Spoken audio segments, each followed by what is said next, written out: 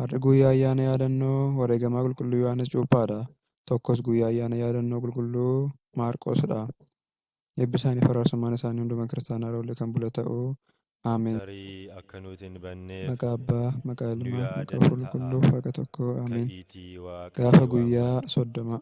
Raajii Yoonaas Har'a guyyaa ayyaana yaadannoo boqonnaa wareegamaa qulqulluu Yohaannis Cuuphaadha. lakkoofsa Tokkos 6. guyyaa ayyaana yaadannoo qulqulluu Maarqoosdha. Eebbi isaanii faraarsummaan isaanii hunduma kiristaanaa irra kan bula ta'uu. Ameen. Wareegamaa qulqulluu Yohaannis Cuuphaa. Dhugumaan isiniin jedha, nama ta'ee lafarratti kan dhalate keessaa Yohaannis Cuuphaa irra kan caalu tokkollee hin kaane. Garuu mootummaa Waaqaatti inni hundumaa irra gadi ta'e isa hin caala. Wangeela Maatewos boqonnaa 11:11. Warri isaa ilma hin qaban ture. Umuriin haadha isaa kan Elsaabeet waggaa 90, kan abbaa isaa luba Zakkaariyaas ammoo waggaa 100 ture. Isaan yeroo dheeraaf dhala dhabanii kan jiraatan ture. Garuu Waaqayyo akkuma Abrahaamiif Saaraa dulluma keessa isaanii yaadate. Ergamaan Waaqayyo qulqulluu Gabri'eel ilma ni deessa jedhee misiraachoo luba Zakkaariyaasitti hime. Lubni Zakkaariyaas garuu dubbii ergamichaa amanuu waan hin dandeenyeef hanga Yohaannis dhalatutti duudaa ni taata jedheeni akkasuma duudaa ta'ee jiraatee guyyaa dhagna qabaa isaa arrabni isaa hiikameefii jira. Qulqulluu Yohaannis gooftaadhaaf kan karaa saaqu jedhamee duuka bu'aa raajiin himameefidha. Yohaannis kan dhalate bara gooftaa Yesuus Kiristoos dhalatetti ture. Haati isaa Elsaabeet fira qulqulleetti dubroo Maariyaamidha. Qulqulluu Yohaannis gooftaa keenya Yesuus Kiristoosiin umuriidhaan baatii 6 qofa hangafa ture. Heroodis gooftaa keenya ari'achuuf ijoollee daa'ima umuriin isaanii waggaa 2 gadi ta'e ajjeesaa yeroo turetti Beetelehemitti haati isaa fudhattee gara gammoojjiitti baddee jirti. Abbaan isaa luba Zakkaariyaasis ilma kee fiddu malee jedhanii mana qulqullummaa keessatti isa ajjeesanii jiru. Qulqulluu Yohaannis waggaa 7 yommuu guutus haati isaa Elsaabeet gammoojjii itti baqatte keessatti ni boqotte. Lafti onaa yookiin gammoojjiin gadaamiin isheen keessatti boqotte kunis Zifaataa jedhama. Yeroo kanas Zakkaariyaasii, Simoon gooftaa fi haati keenya qulqulleettii Maariyaam dhaqanii awwaalaniiru. Yommuu Yohaannis gammoojjii keessatti haadha isaa duute ilaalee yeroo ba'utti haati keenya qulqulleettii dubroo Maariyaam wanta isarra gahu ni dhageessi ture. Kanaaf duumessa yaabbatanii dhaqanii jabeessanii jiru. Yohaannis jalqaba yommuu isaan argu garuu nama argee waan hin beekneef gara bineensota bosonaatti baqate. Haati keenya qulqulleettii dubroo Maariyaam kophaatti gammoojjii keessatti gattee isa dhiiftee deebi'uu waan hin feeneef fudhannee haa gallu jettus gooftaan garuu hanga yeroon isaa gahee gammoojjii kana keessaa ba'utti iddoon isaa qophaa'e achuma ta'uu ibseefii jennaan Yohaannisiin gammoojjii keessatti dhiisanii deebi'aniiru. Yohaannis uffata rifeensa gaalaa irraa dha'ame uffatee fi mudhii isaa teephaan hidhatee waggaa 25 yommuu guutu ergamoota samii fi waggaa 25 yeroo jiraatu ergamoota samii fi bineensota bosonaa malee homaa hin agarre. Kan sooratus hawwaannisaa fi damma gammoojjii ture. Yeroo waggaa 30 ta'u gammoojjiidhaa gara magaalaa Yihuudaatti ba'e. Dursee raajaa Isaayyaas akkas jedheera. Sagaleen lafa onaa keessaa ni iyya. Dhagahaa dhaggeeffadhaa, gooftichaaf karaa tolchaatii haraa, daandii inni irra adeemus qajeelchaa. Maatewos boqonnaa 32, Isaayyaas boqonnaa 40 lakkoofsa 3. Uummannis ni sodaatanii, innis waa'ee gaabbii ni barsiise. Baatii 6 booda gooftaan na cuuphe jedhee gara qulqulluu Yohaannis jirutti dhufe. Yohaannis garuu siin cuuphamuun anaaf osoo barbaachisuu ati immoo cuuphamuuf gara koo dhuftaa jedhee dide. Gooftaan garuu isattis akka dhiisuu itti himee laga Yordaanositti cuuphame. Wangeela Maatewos boqonnaa 14 lakkoofsa 1 hanga 12 irratti akka ibsametti Yohaannis Heroodisiin haadha manaa obboleessa keetii kan Filiiphoos siif ta'uu hin qabdu jedhee ifatti osoo isan sodaatiin mootichaan mormaa ture. Kanumaanis qabamee mana hidhaatti darbatame. Booda garuu guyyaa ayyaana dhaloota Heroodis kabajamutti Intalli Heroodiyaadaa sirbitee mooticha gammachiifnaan mootichi maal siif kennu jedhee gaafate. Isheenis gorsa haadha ishee fudhachuudhaan morma Yohannis murii naaf kenni jetteeni. Innis takkaa waadaa waan galeef morma Yohannis mursiisee waancaa keessa godhanii akka kennaniif taasise. Sababni sirbii jibbamuuf keessaa tokko isa kanadha. Mormi isaallee erga irraa kutamtee booda waggaa 15 barsiiftee gammoojjii Arabiyaa keessatti boqotteetti. Yeroo ammaa waadaa gooftaa keenya Yesuus Kiristoos Yohaannis Cuuphaatiif seene irraa ka'uudhaan xaballi maqaa isaatiin burquu eegalaniiru. Ammas nuyi itti fayyadamaa jirra. Xaballi isaas naafa diriirsa, qaroo dhabeeyyii ifa argachiisa, dhibeewwan hedduu fayyisaa, akkasumas dhukkuboota hamoo qoricha hin qabnes ni fayyisa. Guyyaa yaadannoo isaa waxabajjii 30 guyyaa dhaloota isaa fi fulbaana 2 guyyaa mormi isaa itti murame haala adda ta'een yaadatama. Galanni Waaqayyoof haa ta'u. Waaqayyo kadhannaa qulqullicha kanaatiin nutti araaramu. Sogna wareegamichaas nu waliin haa ta'u. Hanga bara baraatti. Ameen. Tokkos harri guyyaa ayyaana yaadannoo qulqulluu Maarqosidha. Qulqulluun Maarqos abboota 72 keessaa isa tokkoo fi wangeela Maarqos kan barreessedha. Haati isaa Maariyaam, abbaan isaa immoo Aristoobolos jedhamu. Ijoollummaa isaatiin seera oriitii baratee Kiristoosiin maatii isaa waliin hordofeera.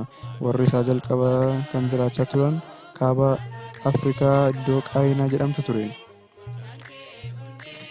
Maqaan isaa jalqabaa Yohaannis yoo ta'u umuriidhaan warra jiran keessaa xiqqaa waggaa 20 ture. Haati isaa mana ishee duuka bootaaf kenniteetti. Manni ishees mana kiristaanaa jalqabaa Tsaraatsiyoon jedhamti. Mana hafuura qulqulluun itti bu'edha. Haati keenya qulqulleetti dubroo Maariyaam mana haadha Maarqos keessatti kafanamte. Waggaa 3 miila gooftaa keenya Yesuus Kiristoos jala taa'ee barateera. Abbaa mana kiristaanaa Misraa fi Itoophiyaati. Teessoon Iskindiriyaas teessoo Maarqos jedhama. Yommuu barreessuus fakkii leencaa kan qabu, Barnaabaas mirgaan, Phexros immoo bitaan ni gargaaran ture. Barnaabaasii fi Phexros waliin imalee jira. Dhaloota Kiristoos booda bara 60tti gara Iskindiriyaa lallabaaf dhufe. Yeroon sunis Iskindiriyaa keessatti yeroo waaqa harkeetti buluun garmalee hidda gadi fageeffate ture. Yeroo kanas magaalattii keessa haala kamiin lallabuu akka qabu naanna'ee yoo ilaalu kopheen isaa waan jalaa citteef nama kophee hodhu tokkotti kenne. Yeroo kana namni kophee hodhu sun mutaan inni ittiin hodhaa ture waan isa waraaneef Eestaa'os jedhee iyye. Eestaa'os jechuun afaan Yoonaaniitiin waaqa tokkicha jechuudha. Yeroo kana Maarqos namichaan waaqa tokkicha jettu kana beektamoo jedheeni. Namichis yoo jedhanan dhagaye malee ani hin beeku jedhee deebiseefi. Qulqulluu Maarqosis ajaa'ibaan harka isaa waraanamte sana fayyisee fi wangeela lallabee maatii isaa guutuu cuphee fi namni sunis Aaniyaanos jedhama. Manni kiristaanaa jalqabaas Misra keessatti mana Aaniyaanosdha. Qulqulluu Maarqos Iskindiriyaatti erga wangeela lallabee booda tajaajiltoota muudee gara kaaba Afrikaattis biyyoota 5 keessatti wangeela lallabeera. Gara biyyatti dhalatee Liibiyaa fi Qaayinaas deemee wangeela lallabeera. Waggaa 2 booda yommuu gara Misraatti deebi'u kiristaanonni jabaatanii mana kiristaanaas ijaarratanii arge. Boodas Iskindiriyaatti mana kiristaanaa seenee yommuu qaddasu warri waaqa harkeetti bulan cabsanii seenanii morma isaa hidhanii guyyaa guutuu isa harkisaa, magaalaa naannessaa fi lafarra harkisaa waan turaniif achumatti ni boqote. Yommuu foon isaa gubuuf barbaadanitti roobni garmalee roobee aduunis waan dukkanaa'aniif warri akkas gochaa turan ni dheessanii. Qulqulluu Maarqos wareegamummaa kan fudhate eebila 30 bara 68dha. Galanni Waaqayyoof haa ta'u. Nuunis kadhannaa qulqullicha kanaatiin nutti araaramu. Sugni isaas nu waliin haa ta'u. Hanga bara baraatti. Ameen. Tolee kabajamtoota daawwattoota keenya fulbaana 1 irraa kaasee hanga fulbaana 30 har'aatti qulqulloota kabajaman, qulqulloota ayyaana yaadannoo isaanii kan ji'a waggaa keessatti guyyaa kana kan kabajaman isiniif dhiyeessaa turre. Warreen wajjin turtan galatoomaa isiniin jenna. Waaqni nu jalqabsiisees kan nu xumursiise maqaan isaa uumamoota 22 biratti kaabaa hanga kibbaatti, bahaa hanga dhiyaatti maqaan isaa qulqullichi qulqulluu jedhamee akka galateeffatamu fedhasaaf eeyyama isaa nuuf haa ta'u. Ameen. Galanni Waaqayyoof haadha isaa Dubroo Maariyaamiif ulfaataa fannoo isaatiif haa ta'u. Ameen.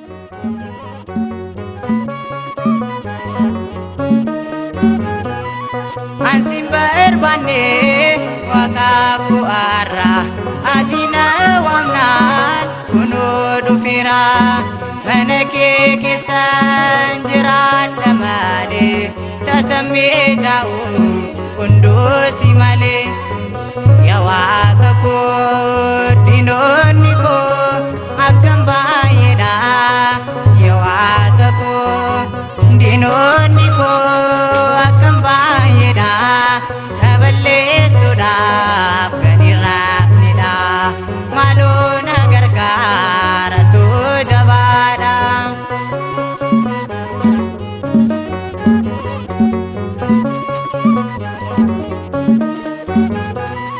Kofa koo miti na wajjin jirta.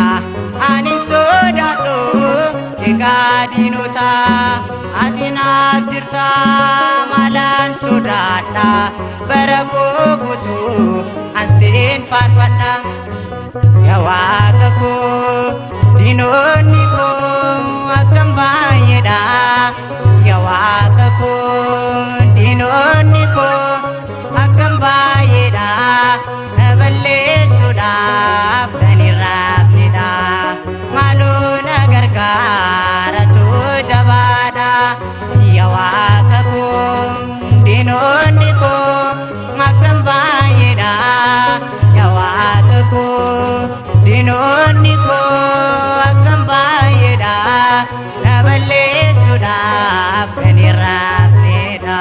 Maaloo na gargaara too jabaadha.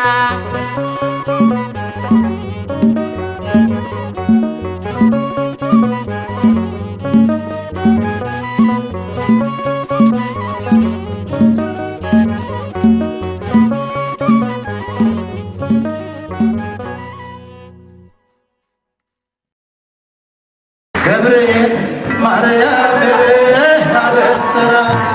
አበሰራት ወንድ ልጅም ትወልጃለሽ አላት።